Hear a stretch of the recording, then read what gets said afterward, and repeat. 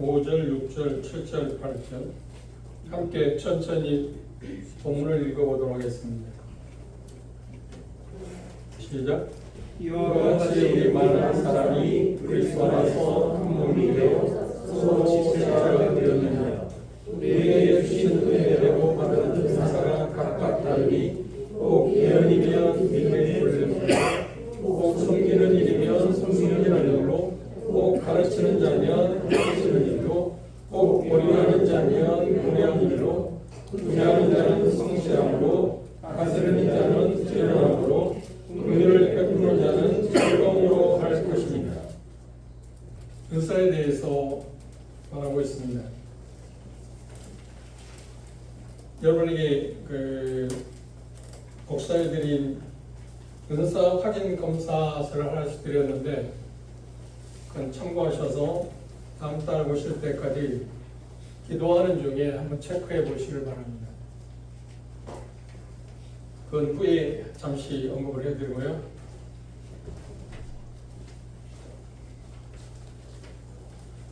우리가 그동안 본 것처럼 로마서 12장 3절에 나는 누구인가, 나의 어떤 소속감에 대해서 4절 5절에서 했습니다. 나는 어디에 속해 있는가. 그리고 이 본문에서 지금 말씀하고 있는 것처럼 나는 무엇을 해야 하는가.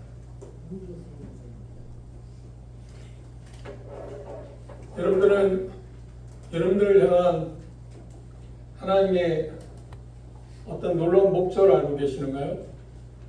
나를 향한 하나님의 목적은 뭘까요? 대다수 그리스도인들이 의기소침하거나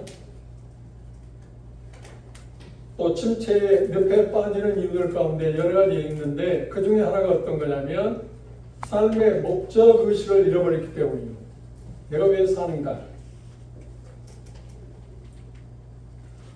이 문제는 대단히 단순한 것처럼 보이지만 또 어려운 문제이기도 합니다. 그러나 분명한 것은 내가 그리스도에게 속한 사람이기 때문에 여기 말씀하고 있는 5절에 말씀하고 있는 것처럼 교회의 몸의 한 지체로 속해 있는 사람이기 때문에 지체로서의 역할을 우리는 감당해야 한다. 그것이 우리에게 주어진 사명이라고 이 본문에서 바울 사도는 우리에게 말씀하고 계십니다. 그런데 가장 중요한 게 뭐냐면 내가 지체되었다는 것은 성령의 세례로 말미암아서 지체가 되었다는 것을 알겠는데 그 지체의 어떤 부분에 내가 지체인가 하는 것을 알고 있는 것은 다른 문제입니다. 우리가 효과적인 그리스도의 삶을 살기 위해서 정말 필요한 게 뭐냐면 여기 말씀하고 있는 것처럼 내 은사가 뭐냐? 다른 말로 하면 나는 그리스도의 몸에 속해 있는 하나의 지체들인데 어떤 지체의 역할을 나에게 하나님께서 주셨는가 하는 것을 아는 것입니다. 그걸 여러분들이 알고 사는 분이 계신가요? 그런데 이 문제는 생각보다 그렇게 쉽지 않은 문제입니다. 그런데 중요한 것은 뭐냐면 나는 하나님께서 지체로서 교회의 한 형제 자매로서 주어진 역할이 있는데 그 역할을 분명히 알고 주님을 섬기는 것을 하나님이 원하시는데 그걸 잘 모르고 있다고 하는 겁니다. 더 도전을 받는 것은 그것에 대해서 생각조차도 하지 않는 경우가 있습니다. 그러나 구원받았으니까 한 형제로 자매로서 그냥 살아가는 거다. 막연하게.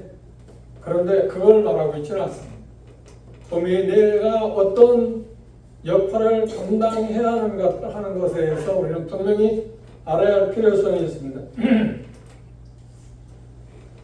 여기 7가지 은사에 대해서 언급을 했습니다. 로마서 12장에서는. 그런데 고린도전서 12장에 보면은 은사의 종류가 다양하게 나와 있는데 그것들을 참조해 보시면 거기에는 9개의 은사가 나와 있습니다. 그리고 에베소 4장에는 5개의 은사가 나와 있습니다. 그리고 베드로전서 4장에는 2개의 은사가 나와 있습니다. 은사의 종류가 다양하게 나와 있습니다만 중요한 것은 뭐냐면 은사에 다양한 은사들이 나와 있지만 그 은사들은 함축적으로 말하면 딱 3가지로 구분할 수 있습니다. 첫째가 뭐냐면 표적, 기적이라고 이야기합니다. 그리고 말하는 은사, 그리고 섬기는 은사, 9개, 7개, 5개, 2개 하면 몇 개입니까? 은사가 전부 9개, 7개, 5개, 2개 더하면 몇 개입니까? 20몇 개? 23. 성경에 나오는 신약성경에 23개의 은사 종류가 나오는데 그 은사의 종류들을 나눠보면 어떠냐면 표적의 은사하고 말하는 은사하고 섬기는 은사로 구분되어 있습니다. 또한 이 은사의 목록들을 자세히 보시면 크게 한시적인 은사가 있고 영원히 지속되는 은사가 있습니다. 한시적인 은사라고 하는 말은 표적의 은사들입니다. 그리고 말하는 은사들 가운데 사도나 선지자의 은사, 에베소 5장에 이야기하고 있는 것처럼 4장에 나와 있는 5개 은사들 중에 2개의 은사들은 사도들의 시대가 끝남으로 말미암아서 종식되었습니다. 그리고 나머지 은사들이 현재 진행되고 있습니다. 그런데 이 노아서 7장 7개 은사들은 현재 각 지역교회에 속해 있는 형제 자매들이 그것들을 알아서 그 은사의 종류들을 알아서 내가 그걸 활용하는 것이 대단히 중요하다고 하는 이야기입니다. 내가 그리스도로 말미암아서 죄상을 받은 사람이면 형제 자매가 되었으면 반드시 지역교회 한 지체로서 어떤 역할을 감당해야 하는데 그 역할이 뭐냐면 내게 주어진 은사를 알아서 그걸 활용하는 것입니다. 이게 대단히 우리에게 중요한 문제입니다. 그런데 은사를 알아야 할 이유가 뭔가요? 첫째, 중요한 우선순위를 결정하는 것을 제공해 줍니다. 그 말은 뭐냐면 내가 은사가 무엇인가를 알게 되면 그 은사에 대해서 나는 집중하고 그 은사에 대해서 개발하고 활용하는 일에 대해서 심혈을 기울일 수 있다고 합니다. 그런데 내가 알고 있는 은사가 무엇인지 알지 못한다면 그것에 대해서 효과적으로 내가 그것들을 할 수가 없지 않나요? 그래서 은사 알아야 할 중요한 이유가 거기에 있습니다. 나는 지체로서 어디에 속해 있는가, 그리고 무슨 일을 해야 하는가, 그것들은 이렇게 우리에게 있어서 앞으로 해야 할 일들 뿐만 아니라 우선순위를 결정하는 데 있어서 중요한 역할을 하게 됩니다. 은사를 알아야 할 두 번째 의미는 뭐냐면 우리를 향한 하나님의 사랑을 확인하는 결과를 가져옵니다. 내게 주어진 은사가 무엇인가를 알게 될 때 하나님의 사랑이 얼마나 큰가, 그리고 얼마나 놀라운 것인가 하는 것을 우리가 알 수 있습니다. 우리가 알고 있는 것처럼 우리는 대개 어떤 선물을 줄 때 아는 사람, 아니면 사랑하는 사람, 가치 있는 사람, 내게서 중요한 사람들에게 우리는 선물을 줍니다. 나와 아무런 관계도 없는 사람, 관심도 없는 사람에게 우리는 선물을 주지 않습니다. 하나님께서 우리의 은사를 주셨다고 하는 말은 하나님께서 나를 볼 때 대단히 가치 있게 소중하게 알고 계시다, 보고 계시다고 하는 것이기 때문에 그것을 은사를 발견하는 것은 하나님의 사랑을 확인하는 것이든,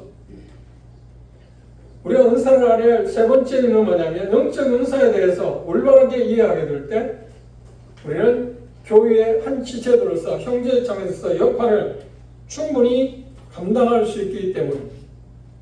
내가 어떤 일을 해야 할지 알지 못하게 된다면 심각한 문제를 초래할 수 있습니다. 그것들을 우리 마음 가운데 생각하는 게 대단히 중요한 이유입니다. 본으로 돌아와서 생각해 보십시오. 5절에 보시면 이와 같이 우리 많은 사람이 그리스도 안에서 한 몸이 되어 몸은 여러 개의 지체들로 되어 있습니다.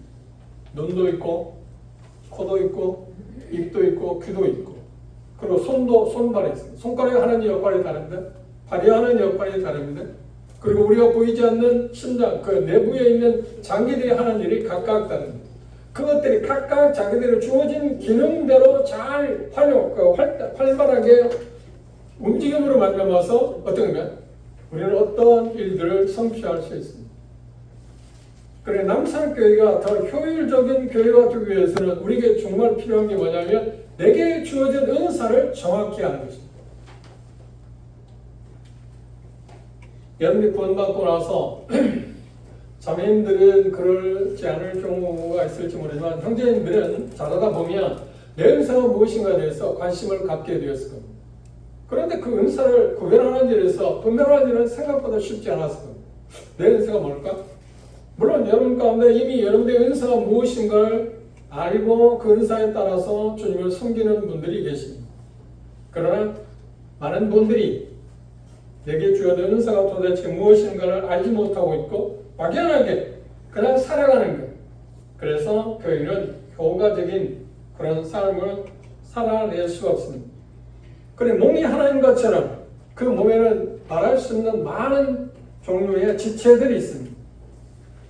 그런데 6절에 보시면 우리에게 주신 은혜대로 받은 은사가 각각 다르다. 그러니까 지체들의 역할이 각각 다르다고 하는 이야기입니다. 여기에서 말할 때 우리가 조심스럽게 접근해야 할 게 뭐냐고 하면 바로 그런 것들입니다. 여기 표현하는 은사라는 것은 무엇인가요? 하나님께서 은혜로 우리에게 주시는 선물입니다. 우리의 노력, 우리의 요구, 그리고 우리가 어떤 생각하는 것, 외부에서 얻어낼 수 있는 그런 것들이에요. 그런데 요즘 기독교에 심각한 오류가 있습니다. 그게 뭘까요? 하나님이 주시는 그 은사를 자기가 어떤 것들을 얻어냄으로 말미암아서 얻을 수 있다고 착각합니다. 그리고 어떤 기관이나 어떤 단체에서 그것들을 줄 수 있다고 생각합니다. 그 형태가 뭐냐? 안수라는 형태를 통해서 그 사람이 하나님 주신 것과 상관없이 그 어떤 교단이나 어떤 그 기관에서 이 사람에게는 이게 있다, 주어진다고 생각해서 부여하는 경우가 있습니다. 얼마나 하나님 말씀에서 벗어나 있는가 하는 것을 우리는 현실적으로 나타나고 있는데 그걸 인지하는 사람이 과연 몇 사람이 될까요? 그런데 그게 우리가 알고 있는 종교인들의 세계가 아니라 우리들의 세계도 침투하고 있습니다. 은연 중에 내가 무엇인가 얻어냄으로 말미암아서 어떤 자격이 되어줄 수 있다, 받을 수 있다고 생각한다. 그런데 하나님의 말씀에서는 전혀 그걸 말한 일이 없습니다. 이 은사는 하나님이 허락하신 성령님께서 주시는 것입니다. 우리가 어떤 것을 하고 안 하고 상관없이 그래 정확히 말하면 우리가 거듭나는 순간 모든 구원받은 형제 자매들은 하나님이 주시는 영적인 그런 선물의 은사들이 있습니다. 그런데 넘어서 여기 12장에서는 7개의 종류의 은사를 이야기하고 있습니다. 말씀드린 것처럼 은사의 분류에 있어서 23가지 분류 종류가 나와 있는데 그 중에서 말씀드린 것처럼 표적의 은사가 있습니다. 표적의 은사들은 사도시대에만 해당해 있습니다. 표적의 은사를 하나님께서 주신 이유가 뭔가요? 3가지 이유가 있습니다. 첫째, 그들이 전하는 복음이 하나님으로부터 왔다. 인정하는 것입니다. 그리고 두 번째, 그들이 그 복음을 전하는 사도들이나 누군가가 선지자라고 표현합니다. 그들이 하나님으로부터 보냄을 받았다. 그것의 표시가 뭐냐고 하면 분명한 이런 기적적인 은사를 통해서 표적의 은사를 통해서 확정해 줬다. 그러니까 그 표적의 은사를 행하는 것이 뭐냐면 하나님으로부터 보냄을 받았다 하는 하나님을 인정한다 하는 그리고 그들이 말하는 것이 하나님의 말씀이라는 것을 증명하기 위해서 하나님이 하신 일입니다. 히브리서 2장 보십시오.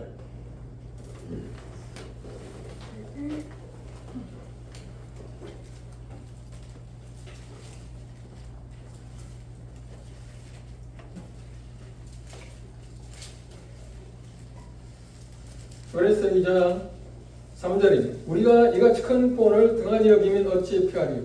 이 구원은 처음에 주로 말씀하신 바요. 들은 자들이 우리에게 확정한 바니 하나님도 표적들과 기사들과 여러 가지 능력과 및 자기 뜻을 따라 성령에 나눠주시는 것으로서 저희와 함께 증거하셨다. 저희는 누군가? 사도들, 선지자들. 그들을 통해서 복음을 전하도록 그리고 바울 사도나 그리고 사도행 2장에 사도들을 통해서 표적이 나타났는데 그건 뭐냐면 하나님께서 그들에게 말씀하셨다. 그리고 그들이 말씀하는 것이 하나님의 말씀이다. 그리고 그들은 곧 하나님부터 인정받은 사람이라는 것을 증명하기 위해서 표적의 은사를 주었습니다. 그런데 이제 지금은 그 시대가 끝났기 때문에 더 이상 표적의 은사는 그리고 일시적인 한시적인 은사는 지나갔습니다. 영적인 은사를 하나님이 주신 목적은 무엇인가요? 그것은 말씀을 전파하고 선포하도록 하기 위한 것입니다. 아까 말씀드린 것처럼 표적의 은사, 그리고 23가지를 종합해보면 말하는 은사, 그 다음 섬기는 은사라고 했습니다.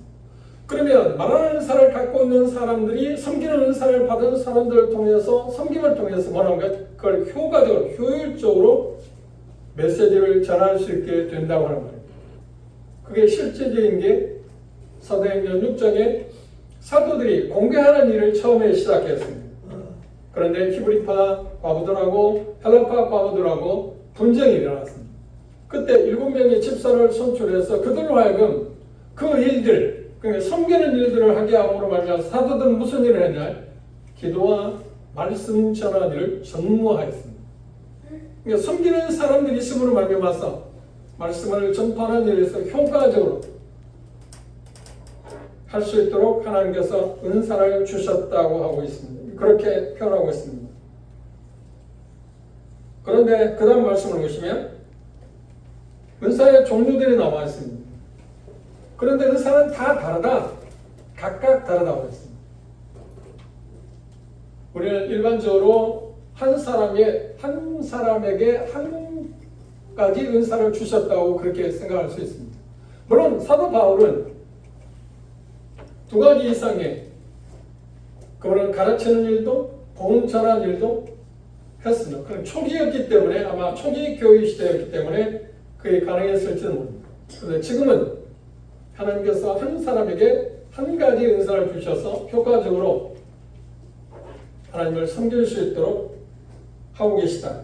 은사를 주신 목적 가운데 또 하나가 뭐냐면 교회를 세우는 것입니다.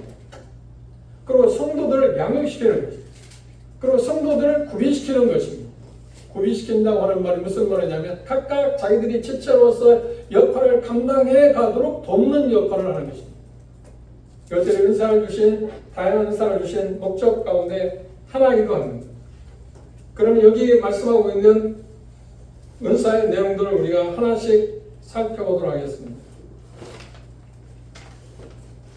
첫 번째 은사가 뭔가요? 첫 번째 은사가 여기 나오기를 뭐냐? 예언이라고 말했습니다. 은사의 종류 가운데 다양한 것들을 표현하고 있는데 여기 예언의 은사에 대해서 언급을 했습니다. 예언의 은사는 뭘까요? 무엇을 예언의 은사라고 말할까요? 우리가 오해하기 쉽습니다만 여기 예언의 은사라고 하는 말은 미래를 이야기한다, 미래를 말한다고 우리가 쉽게 생각할 수 있습니다. 그것이 예언은 아닙니다. 예언은 그 말 한마디로 말하다가 쉽게 표현한다 하면 선포하는 것, 하나님의 말씀을 받아서 그것들을 선포하는 것, 그리고 그것을 통해서 사도들이 가르친 가르침이 사실이라는 것을 증명하는 역할을 하게 되어 있습니다.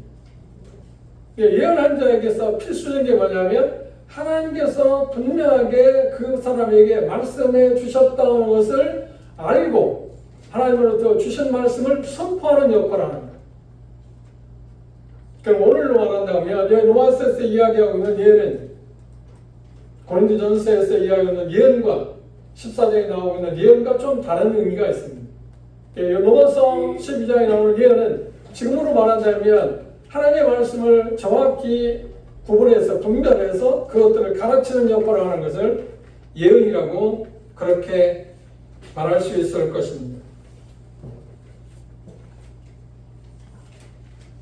그 다음 두 번째 이 표현 가운데서 뭐라고 표현했냐면 예언하는 사람들은 어떻게 해야 한다고 그랬나요?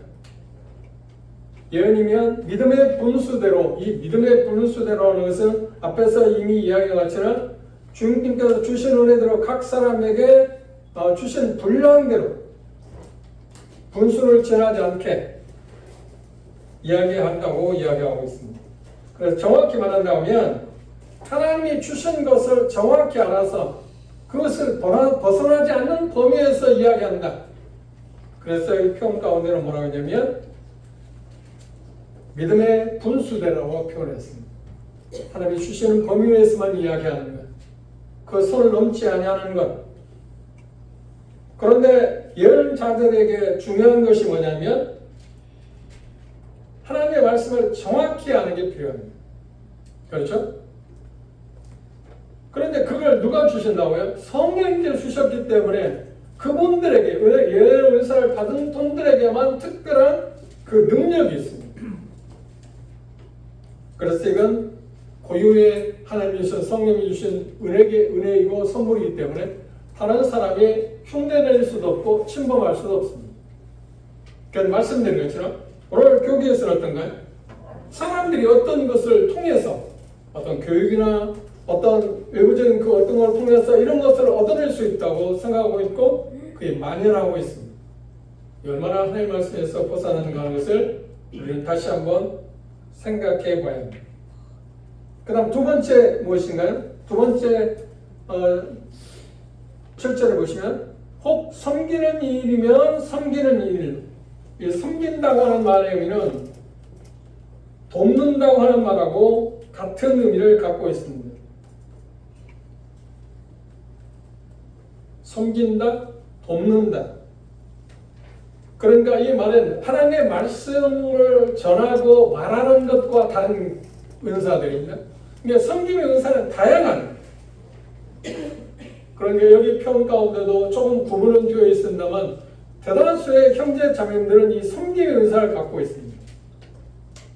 그런데 섬김의 은사를 가진 사람들 가운데 중요한 게 뭔가요? 말씀에 저희들 말씀을 효과적으로 선포되고 전해지도록 돕는 역할을 하는 것입니다. 그 은사를 가진 사람들이 섬기는 일로 말미암아서 장애를 가져오지 않도록 도와주는 역할을 하는 것. 그게 섬기는 은사를 가진 사람들이 주목해야 할 그런 일들입니다. 그런데 이 표현은 섬기는 일이면 섬기는 일로 했습니다. 그 일에 신실하게 해야 한다고 하는 표현을 그렇게 표현했습니다. 그것을 좀 전에 말씀드린 것처럼 사도행전 6장 3절에서 4절에 나와 있는 것처럼 일곱 집사들이 하는 일들이었어요. 일곱 집사들이 하는 일은 뭐였나요? 사도들이 기도와 말씀을 전무하는 일에 방해를 받지 않도록 하기 위해서 여러 가지 일들, 그러니까 잡다한 일들이라고 표현할 수 있습니다. 그런 일들을 하는 사람들을 가르쳐 섬김의 은사를 가지고 있다고 이야기하고 있습니다. 그 다음 네 번째는 뭐라고? 세 번째는 가르치는 자는 가르치는 일로. 가르친다고 하는 것이 뭘 이야기할까요? 가르친다고 하는 말은 하나님의 말씀을 정확하게 분별해서 명확하게 알려줘서 그리고 성도들을 하여금 그것을 적용하도록 돕는 사람. 그것이 가르치는 사람. 그런데 디모데전서 3장과 디도서 1장에 보면 장로의 자격 가운데 하나가 있는데 그 중에 하나가 뭐냐면 잘 가르치는 사람이라고 말했습니다. 그런데 이 부분에서 오해하면 안 됩니다. 장로들이라고 하면 하나님의 말씀을 정확하게 분별해서 계속의 메시지를 잘 전하는 사람이라고 그 말을 말하는 게 아닙니다. 잘 가르친다고 하는 말은 어떤 사람이 부도자가 됐든 믿는 형제들, 어린 형제 자매들이 하나님의 말씀이나 삶에서 어떤 문제가 있어서 상담하고 오게 될 때 그것에서 하나님의 말씀을 통해서 하나님은 이렇게 말씀하고 계시다고 말할 수 있는 능력, 그 수준, 그것이 장로들의 자격 가운데 하나입니다. 잘 가르치는 사람, 메신저를 말하는 것은 아닙니다. 그걸 좀 구분할 수 있어요. 그런데 오늘날 우리에게 있어서 장로를 선임하는 일에 있어서 이 부분에 대해서 간구하는 경향이 있는데 이건 대단히 중요한 항목입니다. 장로하는 일이 뭔가요? 가르치는 일을 하는 거예요. 형제 자매들이 지체들이 하나님의 말씀에서 얻어나가는 또 잘못된 교리 같거나 그런 것들을 잘 파악해서 정확하게 선별해주고 알려주는 역할을 하는 것이 교정하는 역할을 하는 것이 장로들이기 때문에 가르치는 것이 필요합니다. 그런데 여기서 말하는 가르친다고 하는 그 가르침은 가르침의 은사를 지금 이야기하고 있기 때문에 장로들이 주어진 그 가르침 은사는 좀 차이가 있습니다. 디모데후서를 보실까요?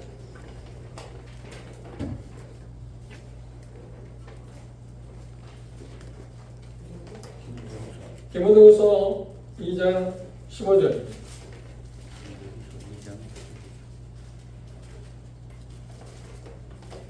디모데후서 2장 15절 함께 읽어봅시다. 시작. 내가 주의 말씀을 옳게 분별하며 부끄러울 것이 없는 일꾼으로 인정된 자로 자신을 하나님 앞에 드리를. 여기 보면 이 일은 힘든 일입니다. 그래서 힘써야 한다고 했습니다. 개정판에는 둔별이라고 써 있습니다. 그건 잘못된 표기입니다. 둔별이 아니라 둔변입니다. 둔별이라는 말은 선이 그어진 대로 걷는다. 그런 뜻입니다. 쉬운 말로 하면 우리가 언어를 사용할 때, 우리말을 사용할 때 띄어쓰기를 하지 않나요? 예를 들어 봅시다. 그래서 이어지면 아버지 가방에 들어간다. 그걸 띄어쓰기 할 때 누구도 우리가 생각할 때 아버지가 방에 들어갑니까? 아버지 가방에 들어갑니까? 누구도 한글을 좀 띄어쓰기를 한다면 아버지가 방에 들어가지 아버지 가방에 들어가는 건 아니잖아요. 그런데 분별한다는 말의 뜻이 그런 뜻입니다. 하나님의 말씀을 잘못 분별한다고 하면 아버지 가방에 들어간다고 말할 수 있다는 거예요. 아버지가 방에 들어가는데 어떻게 가방에 들어가겠어요? 이렇게 엉뚱하게 하나님의 말씀을 오역할 수 있다. 그래서 가르침의 은사를 받은 사람은 특별히 하나님의 말씀을 이렇게 분별하는 일에 있어서 특별한 능력을 성령이 주셨습니다. 그래서 그 일을 열심히 해야 하는데 그래서 뭐라고 표현했냐면 힘쓰라 그랬어요. 그건 쉬운 일이 아니기 때문에 그랬습니다. 가르침을 받은 사람은 가르치는 대로 열심히 게으르지 않고 열심히 해야 할 이유가 뭔가요? 그래야만 하나님부터 인정을 받고 사람들로부터 부끄러움을 당하지 않는다고 했어요. 대단히 중요한 항목입니다. 경제인들 가운데서 특별히 이런 쪽에 은사에 어떤 소양이 있거나 그런 생각을 갖고 있거나 한다고 하면 지금부터 계속 하나님의 말씀을 연구하는 일에 심의롭게 시간을 들여야 합니다. 그건 자연스럽게 되는 게 아니에요. 그래서 우리는 그동안에 하나님의 말씀을 전파하는 일에서 메시지를 전파하는 일에서 영적인 해석을 많이 했습니다만 영적인 해석은 생각보다 자기 마음대로 이야기할 수 있습니다. 그래서 19세기 형제들이 우리에게 준 믿음의 유산에 빼놓을 수 없는 것은 성경을 문자, 문맥을 통해서 해석하는 그 원칙을 우리는 고수해야 하고 그러기 위해서는 정말 많은 시간을 투자해야 합니다.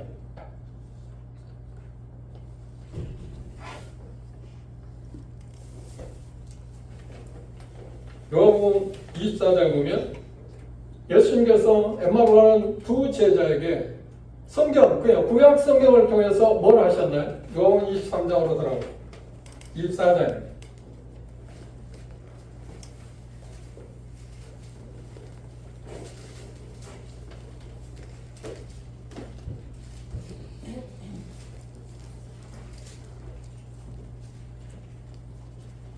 요한복음 24장 27절입니다. 이에 모세와 및 모든 선자의 글로 시작하여 모든 성경에 쓴 바 자기의 권한 것을 뭐라고 했나요? 자세히 설명했다. 설명했다를 해석했다는 거예요. 가르치는 은사를 받은 사람은 하나님의 말씀을 정확하게 해석할 필요성이 있습니다. 어떻게? 문자적으로 문맥을 통해서. 그 표현을 31절에는 그렇게 말했습니다. 저희 눈이 밝아져 그인 줄 알아보더니 예수께서 저에게 보이지 아니하시는지라 저희가 서로 말하되 길에서 우리에게 말씀하시고 우리에게 성경을 뭐라고요? 풀어주실 때 해석이라는 말입니다. 정확하게 분별 선을 따라서 걷는 것 그것이 가르치는 사람에 있어서 대단히 중요한 하나님의 말씀은 내 마음대로 말할 수 있는 게 아닙니다.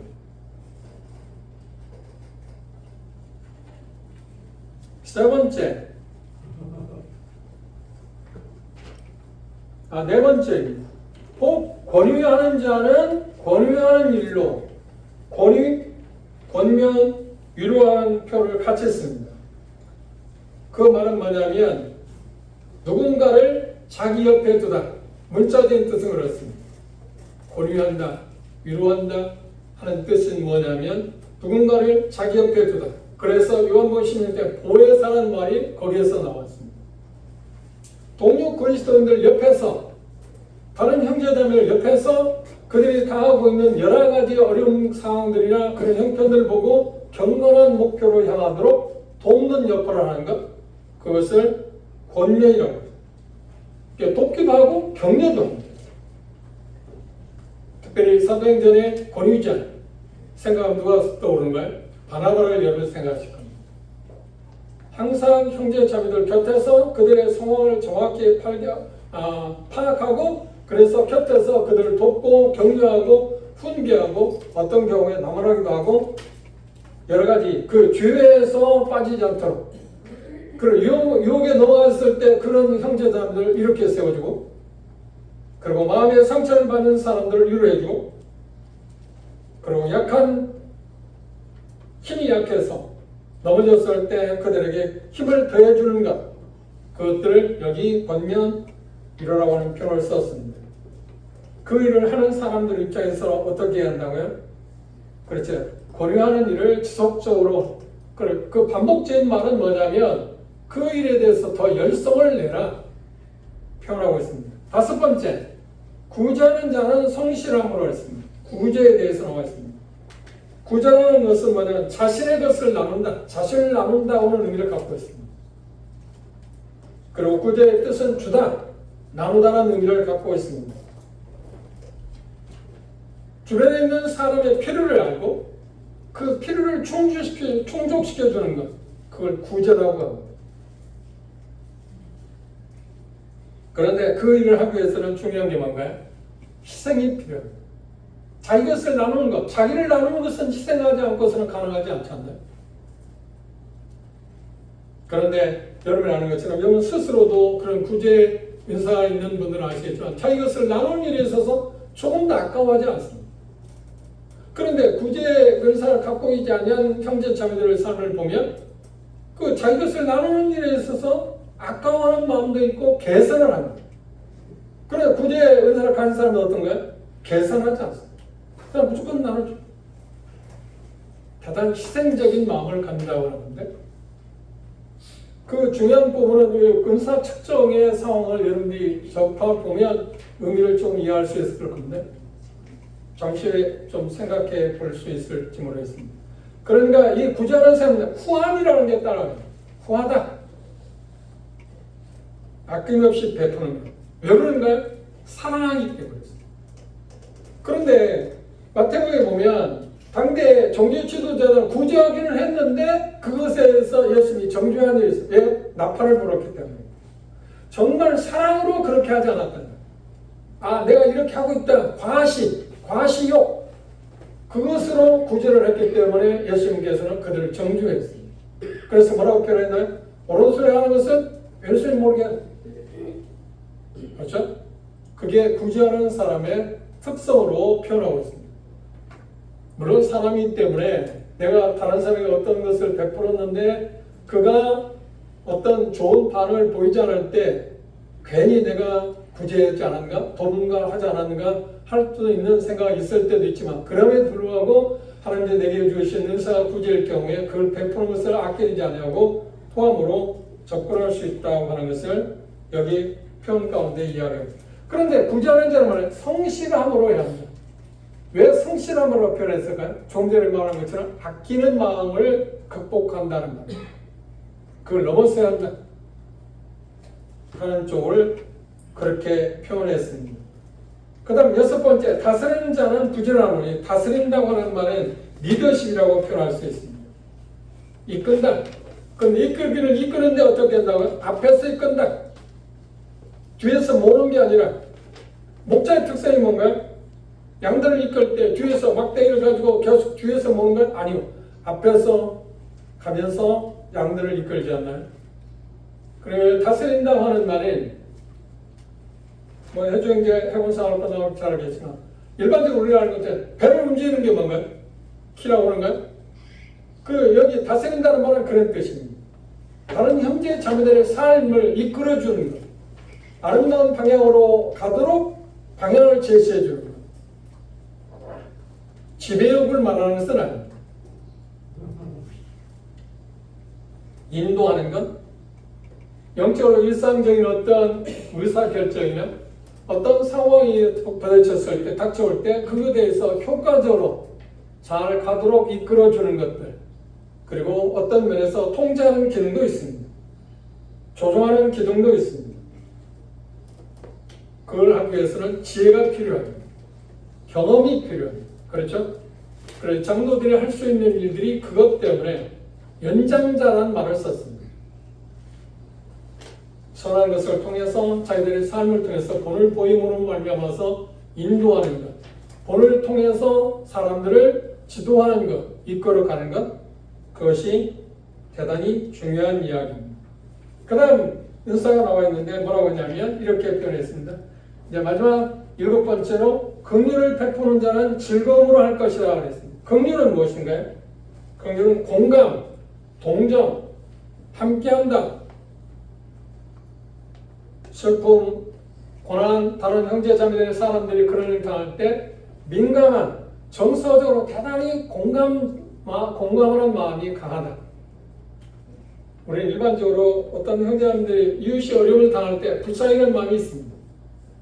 그런데 이 긍휼을 베푸는 사람들에 있어서는 특별한 게 뭐냐면 그냥 자기 자신이 뭔가를 들여서 그 일을 공감하는 것입니다. 말로만 어쩌지? 그런 게 아니고 그런 것들을 여기에서 긍휼이라고 표현했습니다. 함께 그것들을 손을 같이 맞잡고 함께 해주는 것, 그것들을 이야기하고 있어요. 그걸 긍휼이라고 말했어요. 어떤 형제자매들이 힘들어할 때 함께 아파합니다. 그래서 함께 운다? 그것들이 긍휼의 은사라고 있습니다. 여러분들 이제까지 보면서 형제자매들 어떤 어려움을 당할 때 우는 사람도 있잖아요. 그런데 대다수는 어떤가요? 뭐 안 됐어. 그런 마음이 있지만 울지는 하지 않잖아. 꼭 운다고 해서 긍휼의 은사가 있다는 말 아니에요. 공감의 정도가 다르다고 하는 것입니다. 그렇죠? 그래서 긍휼의 은사를 가진 사람들은 어떤 면에서 보면 꾸준일이라고 표현하는 거예요. 그 일에 대해 대단히 민감합니다. 대다수 형제자매들은 긍휼의 은사를 갖고 있지 않은 사람들은 그것을 그냥 지나쳐버리지만 긍휼의 은사를 가진 형제자매 같은 거예요. 지나쳐버리지 않습니다. 그 일에 특별히 민감합니다. 불쌍히 여기는 마음, 그것들이 강하다고 하는 것입니다. 그런데 은사를 활용하는 데 있어서 중요한 은사 자체에 우리가 초점을 맞추면 안 됩니다. 그럼 교회는 대단히 어려워집니다. 고린도 교회가 그랬습니다. 고린도 교회가 그렇게 다양한 은사를 갖고 있었음에도 불구하고 계속 어려웠던 이유가 뭐냐고 하면 바로 그들 은사에 집중했기 때문에 은사를 주신 분에게 집중하지 않고 은사의 목적이 무엇인가를 생각하지 않고 은사 자체에 관심을 가졌습니다. 그래서 교회는 대단히 혼란에 빠졌습니다. 진보를 가져오지 못했습니다. 참고적으로 고린도전서에 9개 은사가 나왔는데 고린도전서가 54년경에 쓰여졌습니다. 서신서들 가운데 가장 먼저 쓰여졌습니다. 그런데 그 고린도전서에는 방언이랄지 표제 은사들이 나와 있습니다. 그런데 4년 후에 쓰여진 로마서 12장은 그런 부분이 나와 있지는 않습니다. 우리가 본 것처럼 7개 은사가 나와 있습니다. 그리고 그보다도 한 2년이 흐른 60년, 주 60년경에 쓰인 에베소서에 보면은 거기에는 5개의 은사가 나와 있습니다. 그리고 64년경, 그 후에 한 4년 후에 쓰여진 베드로 전서에서는 그게 2개로 나왔는데 그건 딱 2개의 은사가 나와 있습니다. 말하는 은사, 섬기는 은사로 집약되어 있습니다. 이 은사가 우리가 필요한 게 뭐라고요? 그 은사를 알고 활용할 이유가 뭐라고요? 하나님께서 우리 각자에게 그 은사를 주셨기 때문에 그걸 알아야 할 필요성이 있다고 하는 말이에요. 자, 은사 확인 검사서를 한번 펴보십시오. 다 이야기할 수는 없습니다. 여러분 한 달 동안 깊이 기도하는 가운데서 한번 체크해 보시면 도움이 될 거라 생각합니다.